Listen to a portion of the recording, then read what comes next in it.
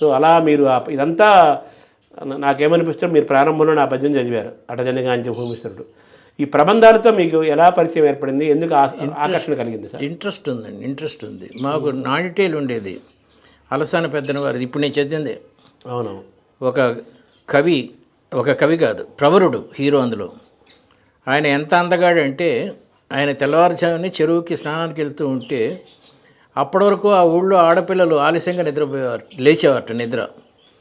కానీ వీళ్ళందరికీ కొత్త అలవాటు వచ్చింది, తెల్లవారుజామునే లేవటం.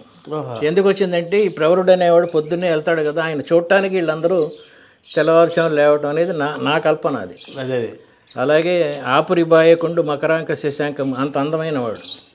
అలాంటి వాడికి ప్రవరుడు వచ్చి చిన్న లేపనం ఇస్తాడు, హిమాలయాలకు వెళ్తాడు. తరమే ఈ నగమహత్యం బేరుగా అని.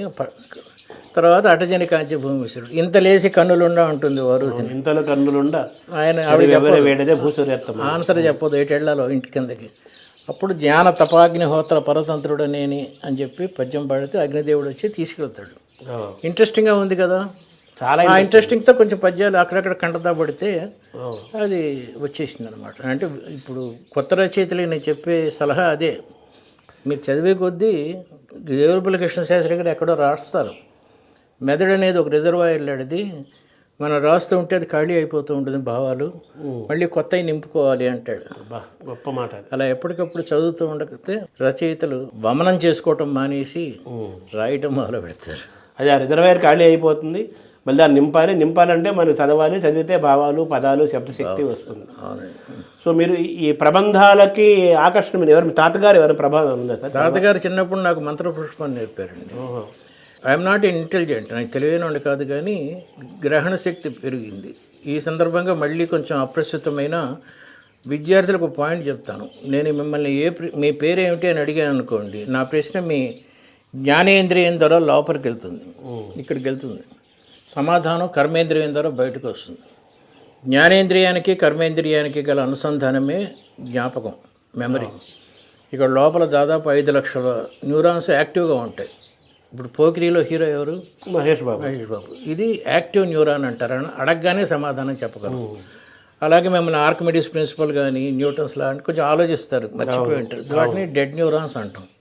ఈ యాక్టివ్ న్యూరాన్స్ అన్ని యాక్టివేట్గా ఉండాలంటే విద్యార్థులు రాత్రిపూట ఒక 10 నిమిషాలు, పొద్దున తెల్లవారుజాము ప్రత్యూష సమయంలో, బ్రహ్మ సమయం అంటారు, ఆ సమయంలో కొంచెంసేపు చదువుకుంటే ఆటోమేటిక్గా జీవితాంతం గుర్తుంటాయి. అంటే మామూలుగా ఈ షార్ట్ మెమరీ, లాంగ్ మెమరీ అంటుంటారు కదా, అదేంటి సార్ అది? మనకి ఇష్టం అన్నది లాంగ్ మెమరీ అండి, మనకు అవసరం లేనిది షార్ట్ మెమరీ. ఇప్పుడు మీరు రైల్వే టికెట్ బుక్ చేసుకున్నారు, వెళ్ళే వరకు మీకు సీట్ నెంబర్ గుర్తుంటుంది, ఎక్కగానే మర్చిపోతారు, అది షార్ట్ మెమరీ. కానీ దురదృష్టం ఏంటంటే పోకిరీలో హీరో షార్ట్ మెమరీలో ఉండాల్సింది లాంగ్ మెమరీలో ఉంటుంది, అది దాంతో ఈ 5 లక్షల న్యూరాన్స్ షార్ట్ మెమరీస్తో ఎన్నో విషయాలు గుర్తుపెట్టుకోవచ్చు. బాహుబలి డైరెక్టర్ ఎవరు చెప్తారు, వెంటనే చెప్పారు, ఏదో అన్నీ చెప్తారు. అంటే షార్ట్ మెమరీలో ఉండాల్సినవి అన్నీ లాంగ్ మెమరీలో పెట్టుకొని ఈ లాంగ్ మెమరీలో ఉండాల్సినవి అన్నీ డెడ్ అయిపోతూ ఉంటాయి. ఈ సందర్భంలో మళ్ళీ మిమ్మల్ని మీ రచనలే గుర్తు చేయాలి సార్. ఏదో A+B² ఏంటి అంటే వాడు చెప్పలేడు. అదే చిరంజీవి సినిమా చెప్తాడు, ఎన్ని గంటలకు ఒక పాటలో ఎన్ని రంగులు మా బట్టలు వేసుకున్నాడన్న చెప్తాడు, వెంటనే చెప్పేస్తాడు. అంటే మెమరీ వాడికి లేకపోవటం కాదు, ఇంట్రెస్ట్. అంటే చాలామంది తల్లులు అలాగే కంప్లైంట్ చేస్తారు, మావాడు బాగా చదువుతాడు కానీ ఎక్కువ జ్ఞాపకం ఉండవని. ఎందుకు ఉండవాడు జ్ఞాపకం? అన్నీ ఉంటాయి, అనవసరమైనవి ఉంటాయి, అది ప్రాబ్లం. అవును. సో ఈ ఆలోచన విధానం ఇంత సైంటిఫిక్గా ఆలోచించడము, mathematical thinking, scientific approach, aesthetic sense అంటారు కదా. నేను 6వ క్లాస్ ఒకసారి ఫెయిల్ అయ్యాను, 7వ క్లాస్ ఒకసారి ఫెయిల్ అయ్యానండి. దీనికి కారణం మా అమ్మ నాన్నగారు, తాతగారు. ఆయన దగ్గర పెరిగాను నేను, అక్కడ ఫెయిల్ అవుతూ వచ్చాను. ఆయన చచ్చిపోయిన తర్వాత నేను మా ఫాదర్ దగ్గరికి వచ్చాను. ఆయన వల్ల నేను ఈరోజు ఇలా ఉన్నానండి, మహానుభావుడు. ఆయన వల్ల ఉన్నాను ఈ రోజుల్లో. తాతగారేనా? ఆయన మా నాన్నగారండి. మా తాతగారు అంటే మా అమ్మ నాన్నగారు, మాతామహుడు. మాతామహుడు. ఆయన చనిపోయిన తర్వాత మా ఫాదర్ దగ్గరికి వచ్చాను. మా ఫాదర్కి 4 పిల్లలు, 4ని పోషించలేక మామగారి దగ్గర దింపేసి నన్ను వదిలేసాడు, నన్ను మా తమ్ముడిని. అది చాలా వేవర్స్ బాల్యం, చదువు లేదు, ఊరికే తిరుగుడు ఆటలు ఫెయిల్ అయిపోయాను. ఇక్కడికి వచ్చిన తర్వాత ఈయన మొదట నేర్పింది, పొద్దున లేవగానే 4 కలిసి వెంకటేశ్వర స్వామి సుప్రభాతం, కౌసల్య సుప్రజారామ పూర్వ సంధ్యా ప్రవర్తతే ఉత్తిష్ట నరశాతూర కర్తవ్యం ఇలా మొదలుపెట్టేవాడు. దాంతో గ్రహణ శక్తి బాగా పెరగడం మొదలుపెట్టి మెమరీ పెరిగింది. నేను వచ్చిన తర్వాత అడిగాడు, 5వ క్లాస్ ఫెయిల్ అయ్యావు, నువ్వు 6వ క్లాస్ ఒకసారి 7వ క్లాస్ ఒకసారి ఫెయిల్ అయ్యావట కదా, ఏంట్రా కారణం అన్న.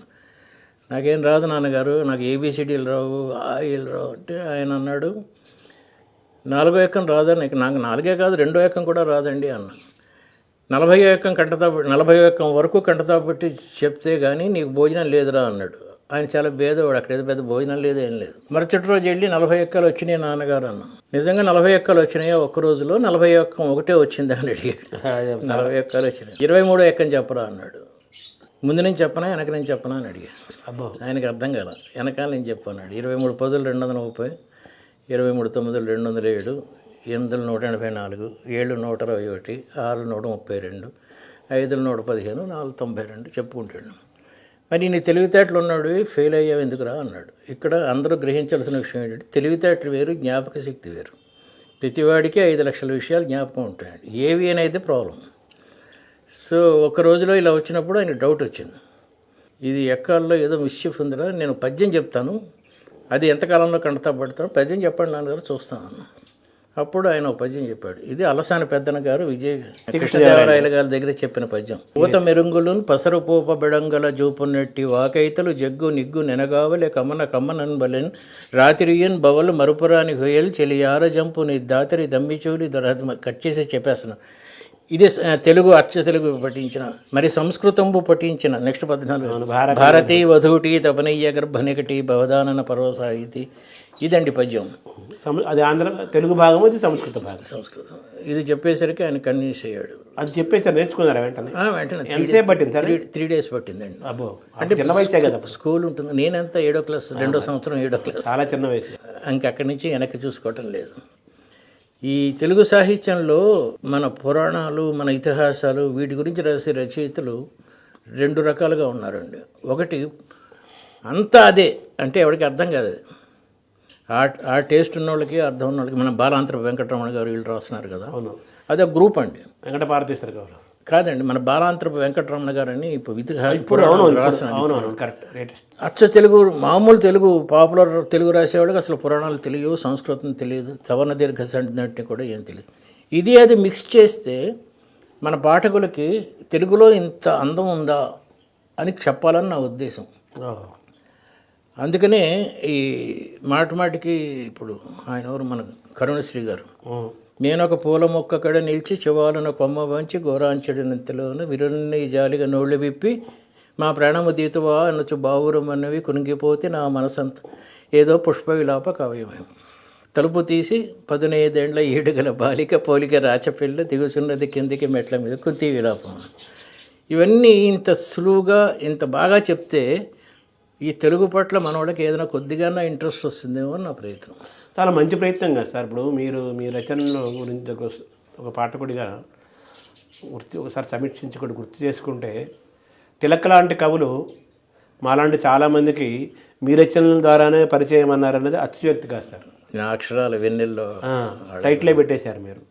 ఇప్పుడే అన్నారు మీరు, ఇటువంటి ఇంత అద్భుతమైన సాహిత్యం ఉంది, ఇంత గొప్ప పద బంధాలు ఉన్నాయి, పద సుగంధాలు ఉన్నాయి, పరిమళాలు ఉన్నాయి. వీటన్నిటినీ కూడా మనం రాసే రచనల్లో వాటిలో వాడుకలో పెడితే ఎంత తొందరగా కనెక్ట్ అవుతారు, ఎంత ఆకర్షితులు అవుతారు, ఒక వంతెనలాగా పనిచేస్తుంది కదా. మీరే దానికి ఉదాహరణ. కన్యశ్రీ పద్యాన్ని పెట్టడానికి సైంటిఫిక్గా ఆలోచించి పెడితే అది ఎంత మోడర్న్గా సైంటిఫిక్గా సైన్స్ ఆఫ్ హెల్త్ను ఆలోచించారో, అలాగే మెమరీకి పద్యాలు చాలా ఉపయోగపడతాయి అనేది మీరు పదే చెప్తుంటారు.